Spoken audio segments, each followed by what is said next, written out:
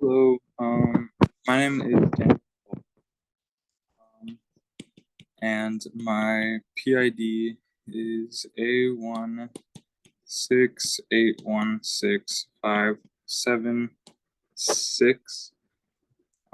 And I'm going to be solving the ECE 65 Fall 2023 midterm exam number one for makeup. So we can get started with problem one. So with problem one, what we are told to do is to design an op-amp voltage amplifier circuit with an appropriate load resistor connected to the output. Some important things to take note of is that this is an ideal op-amp, and we're given I out max of plus minus 20 milliamps. Yeah, okay, so with that, we can get started. We also need to pay attention to our VI, which is this sinusoidal input, and our voltage output is limited to about 8 volts. So to get started, what we would want to do is design our voltage amplifier circuit, given an ideal op amp. So this is our ideal op amp, and we'll have an output coming off of that. And we know that there's two inputs to the op amp. So to set this up as a voltage amplifier, we're going to want to set it into negative feedback.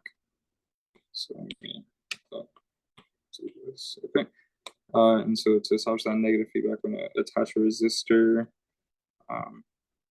over into the inverting terminal of the op amp, and we're going to want to ground this. And then for our non-inverting terminal, that's where our input voltage is going to go. And then we know that we need to attach a load resistor and ground that as well. All right, so we can call this RL. This would then be R1, and we'll call this R2.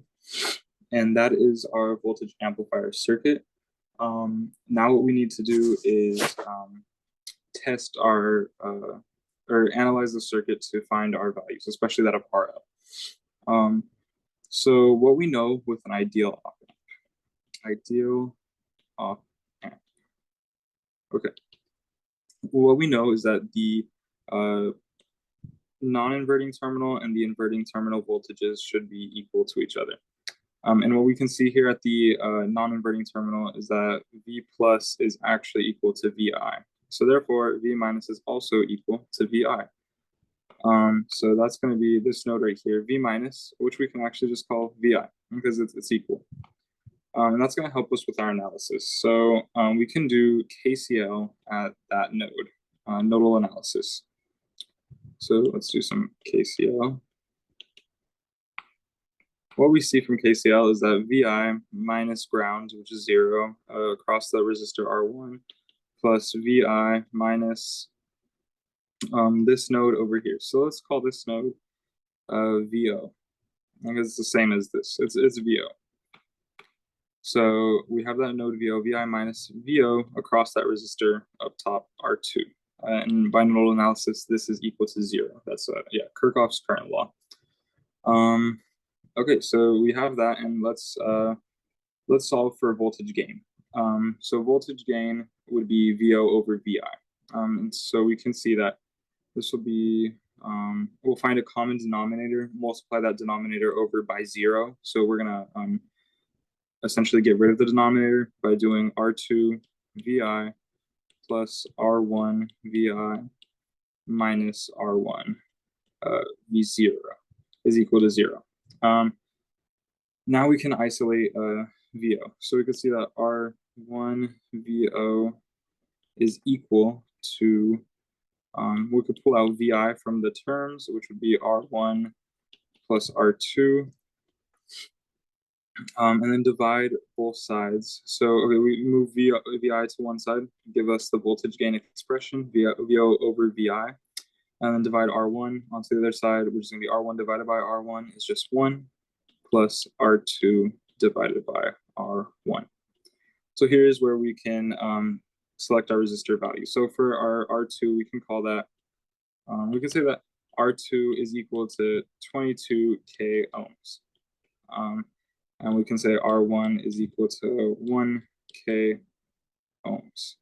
And that will give us Actually, let's call it 2K ohms. 2K ohms, yeah. Looks good. That will give us a voltage gain of 1 plus 11, voltage gain of 12 volts per volts. Okay, which we know is going to be limited by our current, out of the op amp and into that load resistor, because we have a limited voltage output by the problem. So let's take a look at what this current is going to be. So we have the current coming out of this op amp. We'll call that IO. It gets divided up into this current. We'll call this IF, which is the current in feedback. And then it gets split into IL, which is the current over the load resistor. Okay, and we can now write that as an expression. So IO is equal to IF plus IL. And we can see that IF by further KCL is going to be VO minus VI over that resistor R2. And then we can see that IL is going to be VO minus ground, which is 0 over that resistor RL. So let's write that back over here. VO minus VI over R2 plus VO over RL. Okay. Now we need to use some values that we were given. So up top, we were told that I out max is plus minus 20 milliamps. So we can take that value. So IO max, that's going to give us the voltage output max. And that would be considering our voltage input maximum as well, over R2. And the resistor values are independent. They don't change. They're constant values. So VO max as well over here, and that's going to be divided by RL. And now we have an expression of terms that we all know the values of. So IO max again is 20 milliamps, and VO max by our graphs again, we can see that VI max is 1 volt, and VO max is going to be 8 volts. So we can write those in. So 8 minus 1 over our selected R2 value is 22K, plus VO max is 8 over RL. So now we have everything we need to solve for RL. So we can find a common denominator first. I'll just keep 20M over here. 20M times the common denominator is going to be 22K RL. And then we have on this side, what's going to be left is 7 times RL and 8 plus 8 times 22K. That is okay. Now I have my calculator I can use to start getting some values. Actually, I can move over this 7 RL term. So I can move this down to RL. And we can see that that's going to be 20 times 22, because the milli and kilo cancel out, minus 7 is equal to 8 times 22K. That makes it somewhat easier to solve for. So RL is going to be 8 times 22K, which is 176K, and then we will divide that by 20 times 22 minus 7. And that's going to give us a value of about 406.47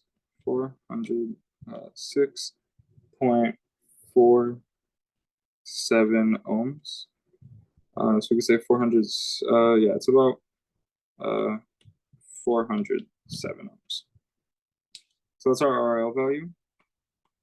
And we also solved for our R2, R1, RL, and this would be R1 is about 2K ohms, R2 is about 22K ohms, and RL is about 407 ohms. All right, and that is our that's everything we need to give us this output voltage waveform.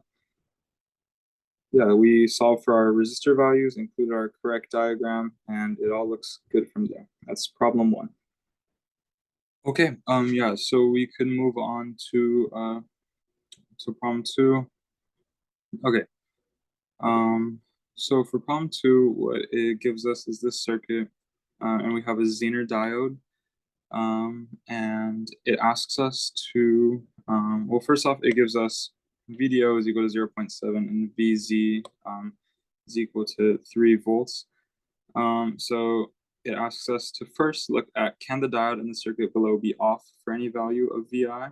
So when the Zener diode is in the cutoff region, and then and to find the range of both VI and VO in terms of VI. And then the second, it's the same except for when the Zener diode is on. So yeah, so there's a few different things that we have to consider here. So to get started, we can start with a KVL, just to derive an equation for what this circuit is. So we'll call this current going through ID because we know that that's the current going through this diode. Another important thing to look at is the polarity. So it's important to note that this voltage across the diode is facing negative to positive against our convention. And then everything else seems to fall within that convention. But KVL of this loop would look like VI minus 1K times ID plus VD minus 1K ID again, and then minus 3 volts. And this is equal to 0 given Kirchhoff's voltage law. So now we can use this equation given both of our case scenarios. So when the diode is off, what do we know when the diode is off? So when a Zener diode is off, we know that the current through the diode is 0, and we also know that it has a specific range that it falls into. So what is known when a Zener diode is off? Let's say it's off. We know that the current through the diode is 0, and then we know that the range that it falls into is negative VZ, and then VD, and then it's between that and VDO, which we were given at the beginning of the problem. So now we can take our equation above here, and we can plug in that ID is equal to 0. So VI minus 0, so plus VD minus 0 again, and then minus 3 is equal to 0. So we can rearrange this to solve for VD in terms of VI. So VD is equal to 3 minus VI. Okay. Now let's plug this in here, and we can find our range of values that we were asked for. So negative VZ is less than VD, which we know is 3 minus VI, which is less than VDO. Okay, VDO. We know that VZ from above is 3 volts and VDO is 0.7. So negative 3 is less than 3 minus VI, and that's less than 0.7. It looks good so far. And now we need to isolate VI by itself. So we'll subtract 3 on all sides, and that'll give us negative 6, negative VI, and that would be negative 2.3 volts. Okay, and then get rid of that negative sign on VI to fully isolate it by itself, and we will see that we get the range of VI is going to be between 2.3 volts and 6 volts when the Zener diode is off. And that is the values that the diode can be off for VI. Okay, and then we also see that for problem 1, we also see that we have to find VO in terms of VI. So given this loop, we can see that VI, given that same KVL that we had done, we see that VI minus 1K ID and let's say minus VO, which is this VO. That's, so we can see that VO is equal to VI minus 1K times ID. And again, we know that ID is equal to 0. Therefore, we know that VO is equal to VI, those same ranges for when the diode is off. Okay, now we can solve problem 2. For problem 2, we know that the diode is going to be on. So starting with this equation over here, let's copy this over. Yeah. We can take that down here, and we know that when the diode is on, we know that VD is equal to VDO, which is equal to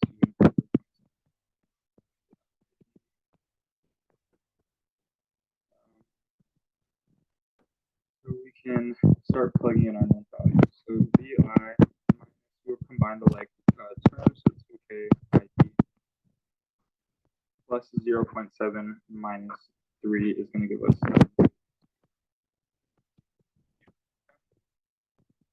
And now what we can do is start isolating ID, because we're going to want to plug in ID into here into our inequality to put it in terms of VI. So we can see that ID is equal to 2 minus VI over negative 2. And then now let's plug that in to our inequality. We're going to do 2, 3 is greater than or equal to 0. Okay. Multiplying that negative over, we are going to get swapped inequality.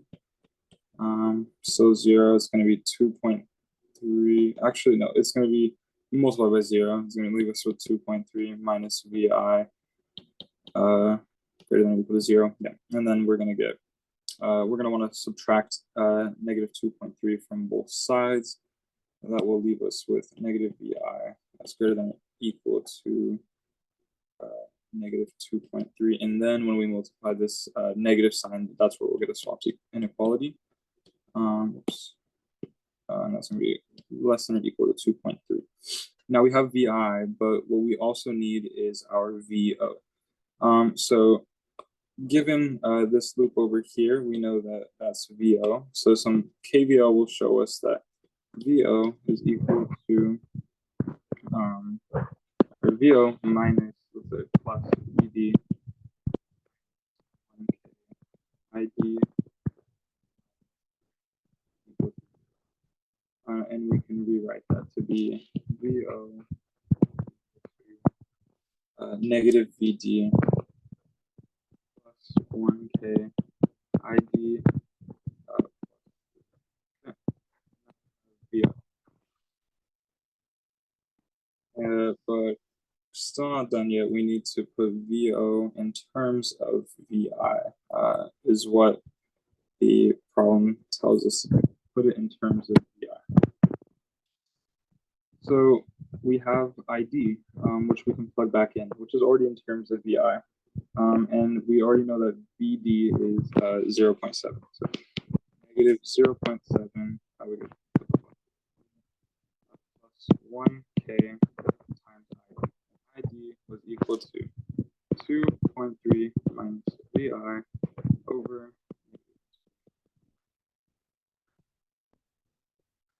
VO equal to 2.3. Let's pull that negative out, and let's pull up the negative 2K, and we'll see that we're left with minus half here, 2.3.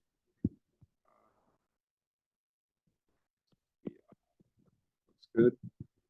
And that will give us 2.3. Let's do this. Let's distribute minus half 2.3 is going to be 1.15 plus negative times negative is going to be plus half VI. And some algebra will leave us with VO is equal to half VI plus 1.15. And that's VO in terms of VI now. So now we have both ranges in terms of VI for when the diode can be on. It can be off and on for particular values of VI we found in both cases of the Zener diode. And these are our ranges. So that's it for this midterm exam.